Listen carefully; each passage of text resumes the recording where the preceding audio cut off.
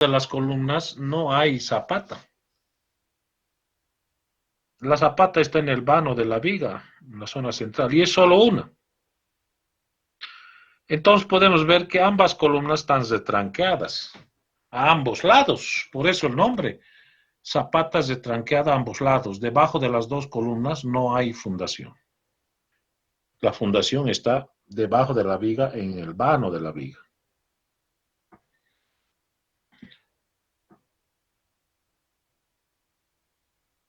Entonces, la pregunta es, ¿cuándo usamos esta fundación? No es muy común su uso. Muy, pero muy rara vez vamos a utilizar esta fundación. Alguna vez podría ser, pero hay que saber cómo funciona y cómo se diseña. Llegado el momento, tenemos que tener conocimiento de esta fundación.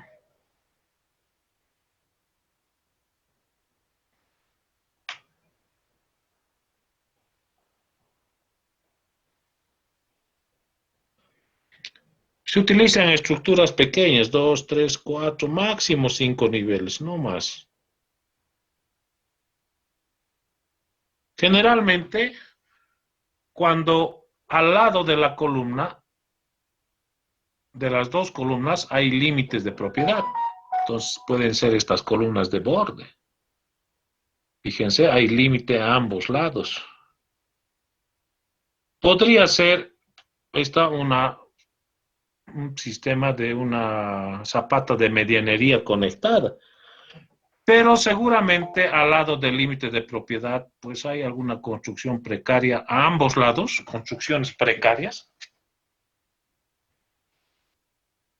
O tal vez la construcción del mismo propietario, ¿no? No siempre puede haber un límite de propiedad, puede haber una construcción ya existente del mismo propietario que no quiere que se demuela o que se toque, quiere que se respete. Entonces, bajo esa situación y esas circunstancias, tendríamos que diseñar una zapata retranqueada a ambos lados para salvaguardar alguna estructura existente a ambos lados de las dos columnas. Podemos ver entonces que las dos columnas están unidas por una viga de ancho B y de alto H mayúscula, y vemos en la elevación. Y en el vano de la viga está la zapata, lado A y lado B en planta, y espesor H minúscula.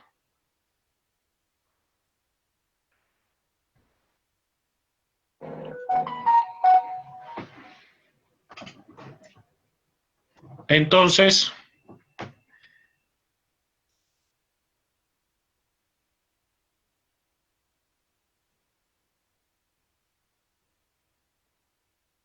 ante las dos cargas de servicio P1 y P2, el suelo reacciona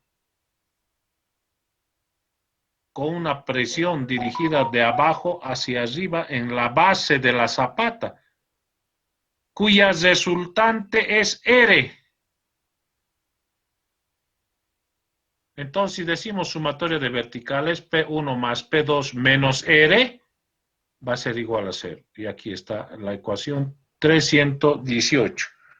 3.118. R va a ser entonces P1 más P2. La resultante de la presión en la base de la fundación dirigida de abajo hacia arriba, en la base de la zapata.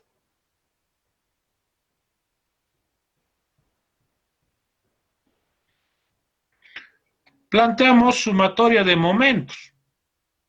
En la columna 2 vamos a decir P1 por L menos la resultante R que actúa en el centro por X2.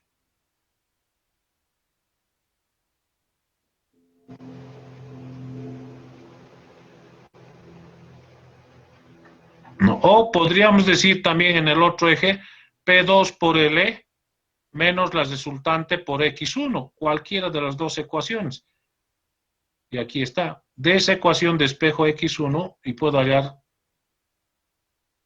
que es igual a P2 por L dividido entre P1 más P2. Donde L es X1 más X2 y entonces puedo hallar X2, la ecuación 3.181, que va a ser P1 por L dividido entre P1 más P2. Entonces, ¿qué es X1 y X2? Si nos fijamos, lo que hemos hecho es hallar la posición exacta de la zapata 2. Entonces, de la zapata. Esta zapata está a una distancia X1 de la columna 1 y a una distancia X2 de la columna 2. Y tenemos que respetar esa posición. Esta zapata no puede estar en cualquier lugar del vano de la viga. Tiene que estar en esa posición. Porque imagínense, aquí sí que puede ocurrir un problema serio. Aquí se puede dar con más intensidad el jueguito ese de los niños del sube y baja. La zapata puede actuar como apoyo y tenemos la carga P1 y P2 y fíjense el sube y baja, el juego de los niños en el parque.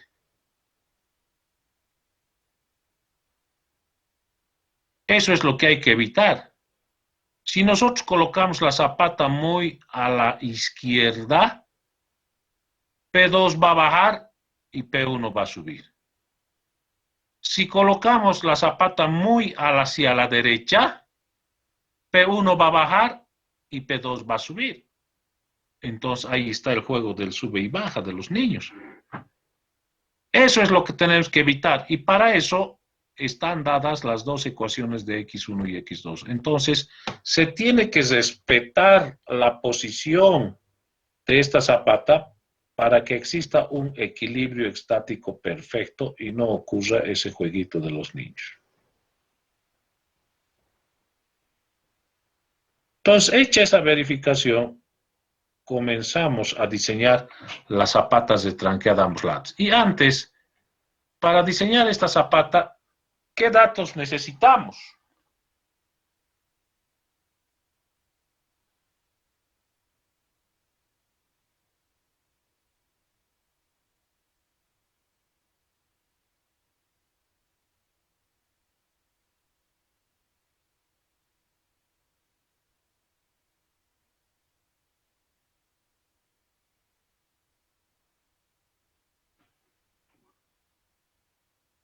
Necesitamos como dato la carga de servicio P1 y P2. Necesitamos estas dos cargas mayoradas, P1 último, P2 último.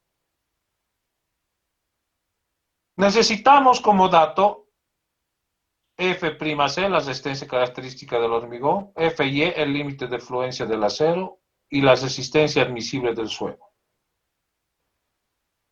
Hormigón, acero, suelo.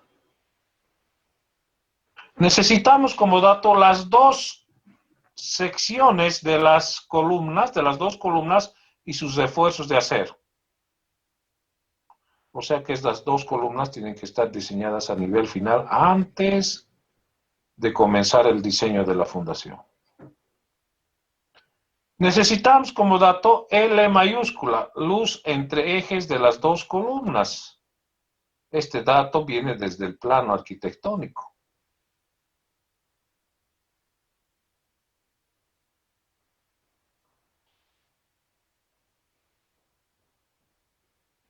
Necesitamos como dato la posición de los límites de propiedad, si es que existe. Pero necesitamos saber.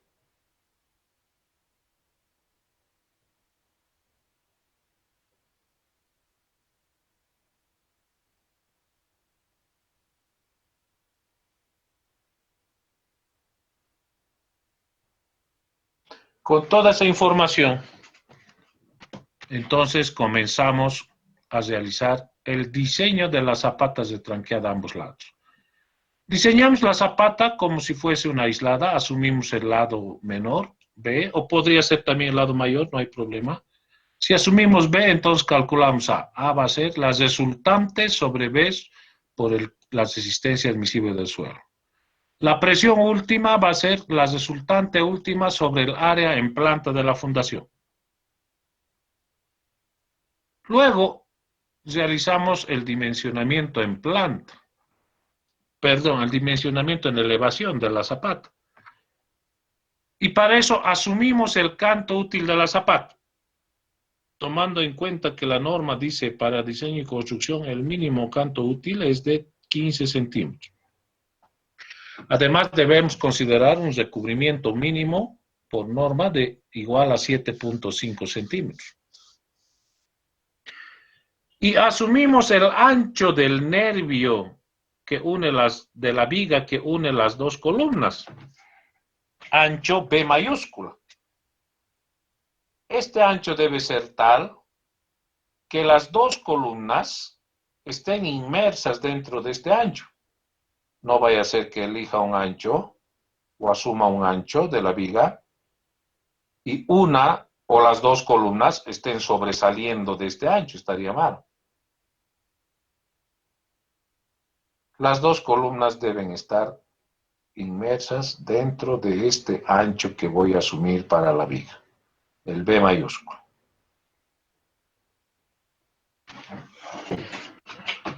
Con esa información, entonces, le hago un corte a mi zapata en la dirección Y.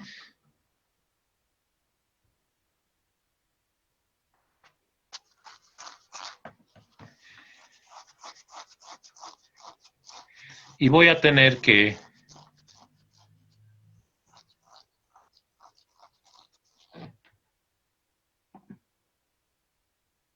ahí está, el volado M es A menos B dividido entre 2. Q sub Y, la presión por unidad de longitud en la dirección Y en la base de la fundación va a ser Q último por su ancho perpendicular B. El esfuerzo de corte a una distancia D va a ser la presión por unidad de longitud Q sub Y por M menos D. El momento que corresponde como si fuese un volado va a ser Q sub Y por M al cuadrado sobre 2. Y la tensión de corte por flexión B sub U va a ser en el numerador el esfuerzo de corte dividido entre phi por B por D. Esta tensión de corte tendrá que ser menor o igual al permisible dado por norma 0,53 de la resistencia característica del hormigón. Siempre se debe cumplir. Ahí está. Si no se cumple, quiere decir que el canto útil que he asumido es muy pequeño. Debo considerar otro más grande hasta que se cumpla. Ahora, puedo también calcular el espesor mínimo que debería tener esta fundación. Igualo estas dos ecuaciones, la de la tensión de corte y la permisible, y encuentro un canto útil mínimo. Más el recubrimiento, voy a poder encontrar el espesor mínimo de la fundación. Luego calculo el refuerzo de acero por flexión en la zapata. Voy a tener acero en las dos direcciones, en planta, en la dirección X y en la dirección Y. Con el momento que he hallado del volado MX, calculo la cantidad de refuerzo de acero A sub S Y, o sea, en la dirección Y. Este es el acero principal de la zapata, que va a ser en la dirección Y, o sea, perpendicular al nervio o la viga.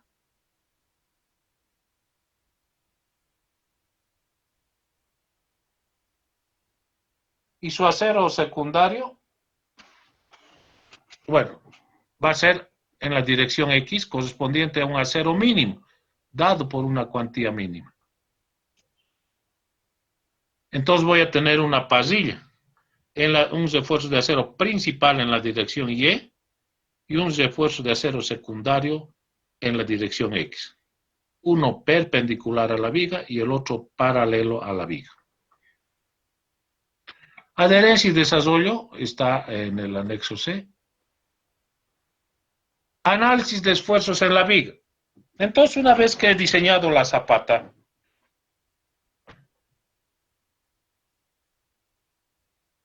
ahora tengo que formar el modelo de mi viga. La viga que une las dos columnas es esta, aquí está. Las dos columnas actúan como apoyos. La presión del suelo en la base de la zapata, el Q sub X, este Q sub X va a ser el Q último por el ancho B.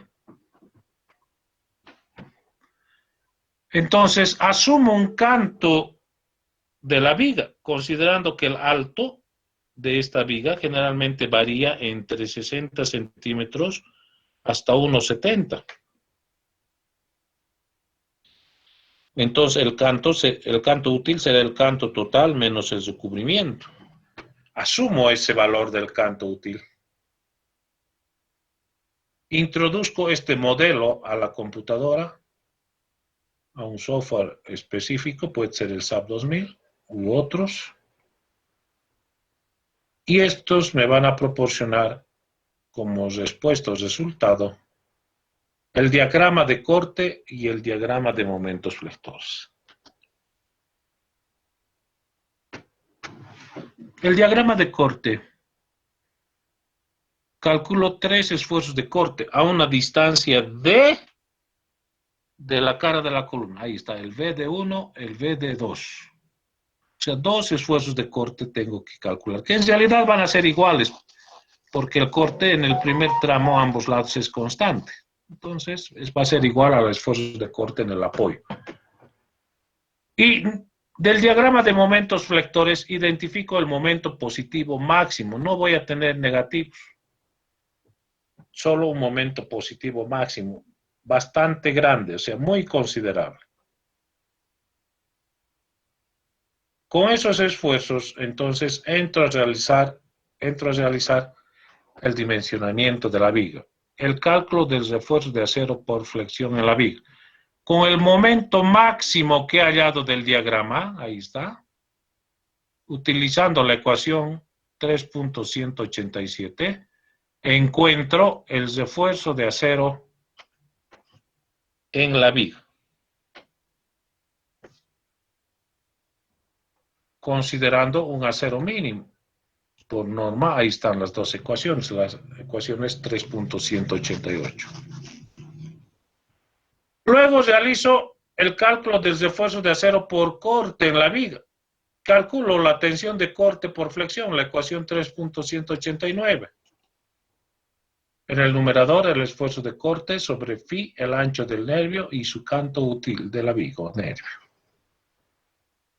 Calculo el permisible por norma 0.53 de la raíz cuadrada de F'C, ecuación 3.190. Entonces digo, si la tensión de corte es menor o igual al permisible, entonces en esta situación, para los dos esfuerzos de corte que he sacado del diagrama de corte, la sección de hormigón por sí sola es capaz de resistir a este esfuerzo de corte, no necesita ayuda. Pero la norma dice, coloque entonces la mínima cantidad de estribos, phi de 8 cada de medios o phi de 8 cada 60 centímetros. La otra alternativa es si la tensión de corte es mayor al permisible, entonces tengo que hacer o realizar un cálculo adicional de estribos. Separación, considerando un diámetro de estribos y una separación de los mismos. Ecuación 3.192 y 3.191. Porque el hormigón por sí solo no puede resistir al corte, necesita ayuda, y la ayuda son los estribos. Ese es el diseño de unas zapatas de tranqueada a ambos lados. Y aquí está su detalle de armado.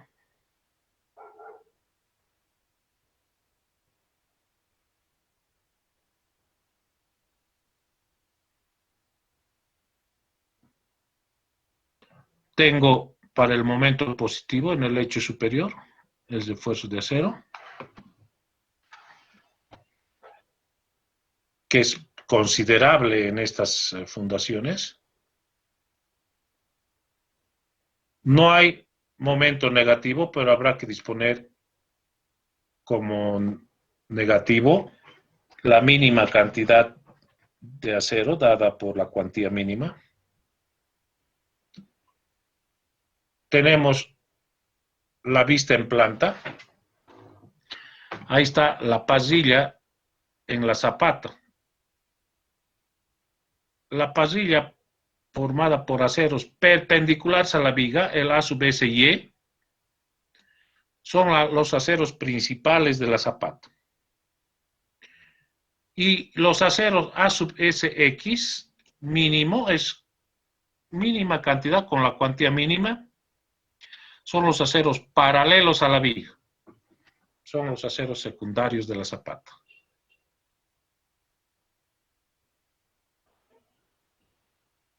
Aquí tenemos el corte. Podemos ver un rebaje de 30% que puede existir en estas fundaciones para ahorrar un poco lo que es la cantidad de hormigón.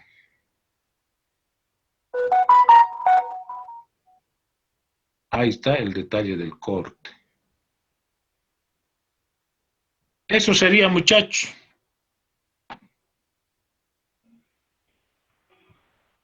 Preguntas sobre las zapatas de tranqueada a ambos lados. Dime.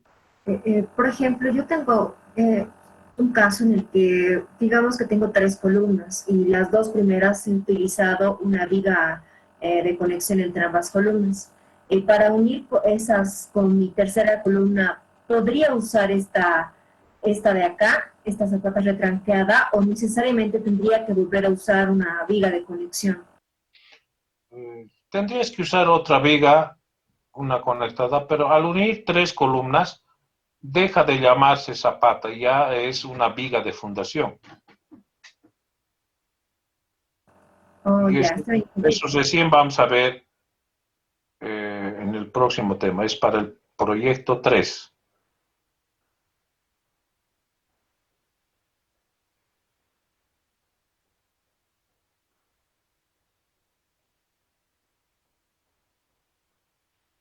¿Qué preguntas más tienen, muchachos?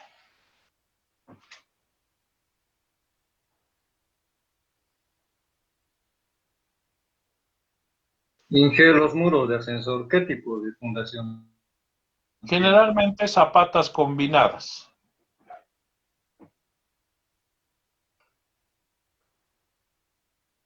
Dije, ¿hay una relación óptima para entre de la viga entre la base y la altura? Generalmente el doble o más, hasta el triple. La altura, el doble o el triple del ancho. Igual que una viga de entrepiso, ¿no? Y no podría darse el caso, digamos, en que la base sea, supongamos, 50 y la altura sea 30. Sí, puede darse. En aquellas vigas donde vamos a tener juntas de dilatación en las dos columnas, podría darse así, esa situación. Que el alto de la viga sea menor al ancho.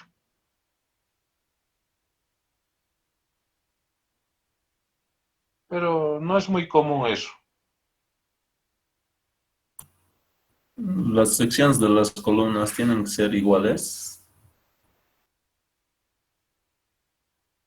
Secciones de las columnas. O sea, ¿me estás haciendo columnas cuadradas? No, digamos el B1 y B2 deberían de ser iguales para esta conexión.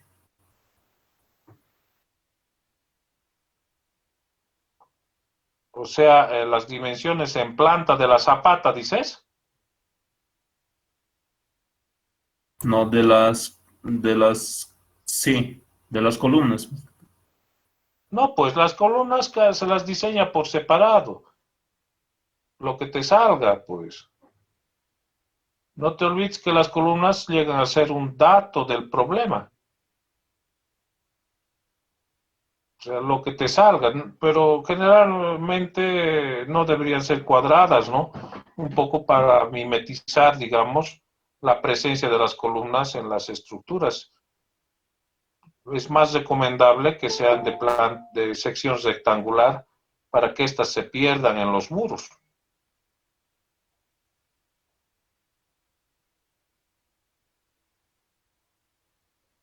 Está bien, Inge. Bien. Me quedó claro.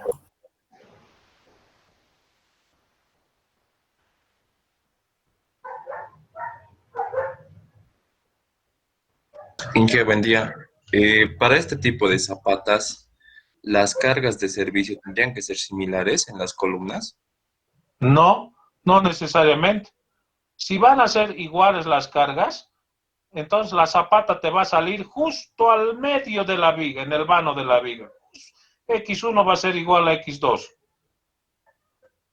Pero si van a ser diferentes, la zapata no va a estar en el medio, va a estar a un lado, o sea, no va a estar en el centro de la viga.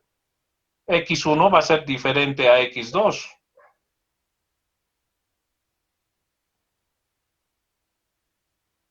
Entonces, lo más probable es que estas cargas no sean iguales, ¿no ve? Ustedes han visto que cuando hacen su descenso de cargas, calculan las reacciones en la estructura para diseñar las fundaciones. Estas cargas no son iguales. No son iguales. Tendría que ser mucha, pero mucha coincidencia que sean iguales. Lo más probable es de que no van a ser iguales, entonces la zapata va a estar aún más a un lado que al otro.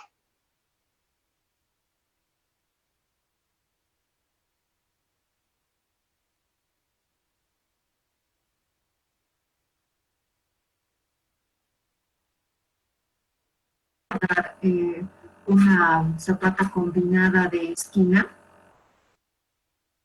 Sí, pero tendrías que conectarla con las zapatas que están. Sería una combinada con una de esquina con una de borde. Combinar esas dos zapatas, pero tendrías que conectarlas con otras zapatas más que están en el centro, ¿no? Sí, es que en realidad como está en el texto, dice que una zapata de esquina debe conectarse por sus dos ejes. Y esa era mi duda, porque entonces le tendría que conectar como si fuese una zapata de borde siempre, o sea, rodeando Sí, toda una esquina. sí. Es Para eso, entonces directamente sería más conveniente una zapata conectada. Pues, ¿para qué ya vas a hacer una combinada si igual la vas a conectar? pero las cargas, por ejemplo, que tengo en la esquina, justo tengo un volado de 1.2 y es grande, Por me eso tendrías sale. que conectarlas, pues.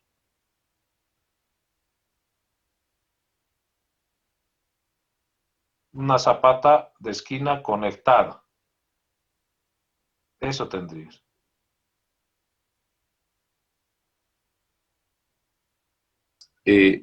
¿Existe algún tipo de relación entre la dimensión B y la longitud L? O sea, me refiero, ¿cómo sabemos si la dimensión B es muy pequeña para la longitud L? No, pues si esa longitud de L es muy pequeña, tú vas a diseñar zapatas aisladas y te van a superponer. Entonces, eso te dice de que tienes que usar una zapata ya sea conectada o una zapata combinada. La superposición de zapatas aisladas te dice que esa longitud de L es pequeña. Claro, claro, Inge, pero, o sea, me refiero ya en la zapata combinada, o sea, ya sabemos que se superponen las dos zapatas, tenemos la longitud L y la longitud B, entonces, ¿cómo sé que esta longitud B es muy pequeña para la L? Tal vez, no sé, hablamos, no No, sé, no, de... no. El B sale de un cálculo. El B es las resultantes sobre la resistencia admisible del suelo y la longitud L. El B depende de L, sale de una ecuación, de un cálculo ya, ¿no ve? O sea, no, lo que te salga puede ser que sea pequeña o un poco más grande, pero sale de un cálculo.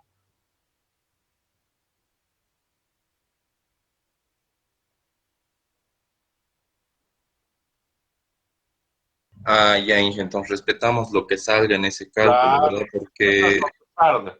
Ya sea para una zapata en planta cuadrada, en planta trapezoidal o en planta en T combinada. Lo que te salga el ancho, tienes que respetar. Eso ya no puedes modificar. Lo que sí puedes modificar un poco es el largo de la zapata combinada, especialmente si es de planta rectangular.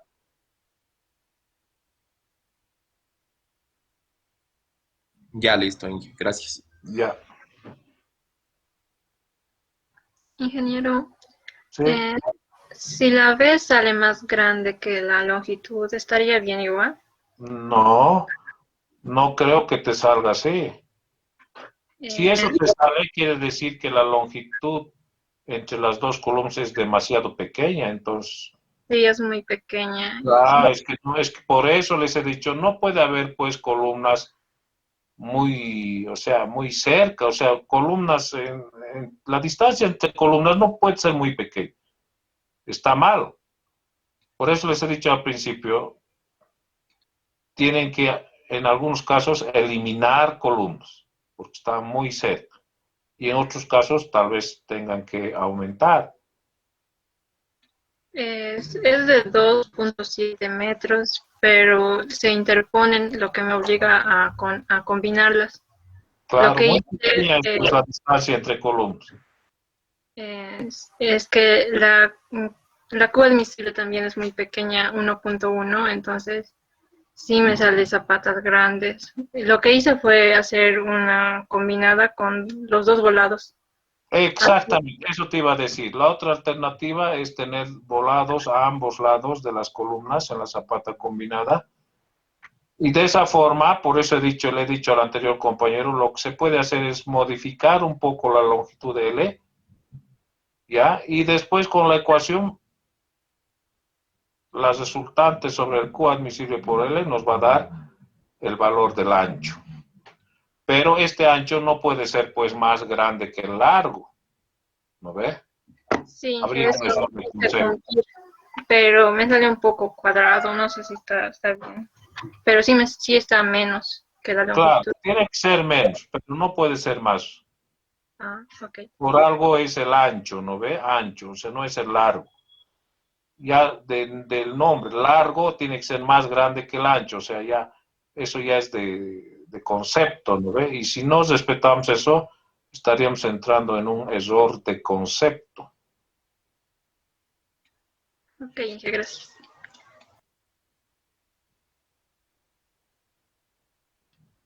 No se olviden, el examen primer parcial es el próximo miércoles, muchachos. Voy a ir a grabar esto al Classroom y voy a estar en nuestro grupo del WhatsApp hasta las 11:15. Cualquier pregunta, estoy en el grupo de WhatsApp, ahí nos vemos, muchachos. Hasta luego, muchachos, ahí nos vemos.